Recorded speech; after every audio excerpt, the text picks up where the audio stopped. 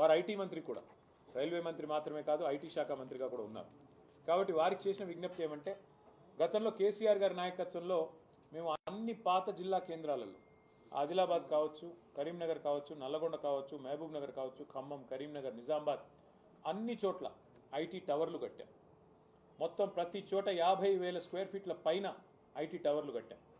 అట్లాగే వరంగల్లో అయితే Genpact, L and T, Mindtree, tech Mahindra, అట్లాగే సాయంట్ లాంటి కంపెనీస్ని కూడా తీసుకొచ్చి వాటితోన అక్కడ కార్యకలాపాలు ప్రారంభించాం. ఎక్కడి పిల్లలకు అక్కడే ఉద్యోగ అవకాశాలు రావాలి, ఎక్కడి పిల్లలు అక్కడే మరి వారు తమ తమ జిల్లాల్లోనే తమ తమ ప్రాంతాల్లోనే హైదరాబాద్కి వలస వచ్చే అవసరం లేకుండా మరి బ్రహ్మాండంగా అక్కడే స్థిరపడాలన్న కోరికతో ఈ ఐటీ హబ్లు అత్యాధునికంగా 10 కేంద్రాల్లో మేము కట్టాం. ఇవాళ అవన్నీ కూడా కాంగ్రెస్ ప్రభుత్వం వచ్చిన తర్వాత దివాలా తీసి బూత్ బంగ్లాలుగా మారిపోయే పరిస్థితి వచ్చింది. అందుకే ఇవాళ కేంద్ర మంత్రి గారిని ఏం కోరామంటే, ముఖ్యంగా వరంగల్ అనేది హైదరాబాద్ తర్వాత 2వ అతిపెద్ద పట్టణం తెలంగాణలో.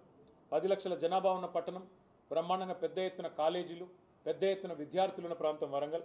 అక్కడ మంత్రి గారిని మేము కోరింది, మీరు మా గతంలో చేసిన పనులన్నీ వారికి వివరించి చెప్పాం, కానీ ఈ 2 ఏళ్లలో ఐటీ గ్రోత్ మందగించింది. ఇది మేము చెప్తున్న మాట కాదు, మేము చేస్తున్న ఆరోపణ కాదు. 9,46,000 ఉద్యోగాలు మేము మా ప్రభుత్వం వైదొలిగిన నాడు హైదరాబాద్, తెలంగాణలో 9,46,000 ఐటీ ఉద్యోగాలు ఉన్నాయి. మరి ఈరోజు మన రాష్ట్ర ప్రభుత్వం వాళ్ళు చెప్తున్న మాటలే. గవర్నర్ గారు ప్రసంగంలో చెప్పారు 7,000 ఉద్యోగాలు తగ్గాయి, ఇప్పుడు కేవలం 9,39,000 ఉద్యోగాలు ఉన్నాయన్నారు. మొన్న బడ్జెట్ ప్రసంగంలో బట్టి విక్రమార్క చెప్పారు, ఆర్థిక మంత్రి గారు, డిప్యూటీ సీఎం గారు, కేవలం 9,39,000 అంటే మేము దిగిపోయిన నాడున్న ఉద్యోగాల కంటే 7,000 ఉద్యోగాలు ఇవాళ రాష్ట్రంలో ఐటీ రంగంలో తగ్గినాయని చెప్పి రాష్ట్ర ప్రభుత్వమే స్వయంగా ఒప్పుకుంటా ఉంది. దీనికి కారణాలు ఏమైనప్పటికీ ఇవాళ మంత్రి గారిని మేము అడిగింది ఏమంటే, ఇన్ఫ్రాస్ట్రక్చర్ ఉంది.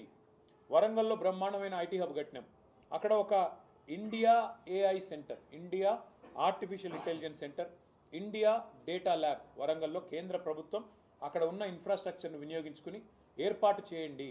హైదరాబాద్ తర్వాత అంత ప్రాముఖ్యత ఉన్న నగరం వరంగల్, కాబట్టి తెలంగాణలోనే మరి 2వ అతిపెద్ద నగరం వరంగల్, అక్కడ ఏర్పాటు చేయండి ఇండియా ఏఐ ల్యాబ్, ఒక ఇండియా ఏఐ సెంటర్ లేదా ఇండియా ఏఐ డేటా ల్యాబ్ ఏర్పాటు చేయండి అని చెప్పి కొత్త పాలసీలో భాగంగా వారిని కోరడం జరిగింది.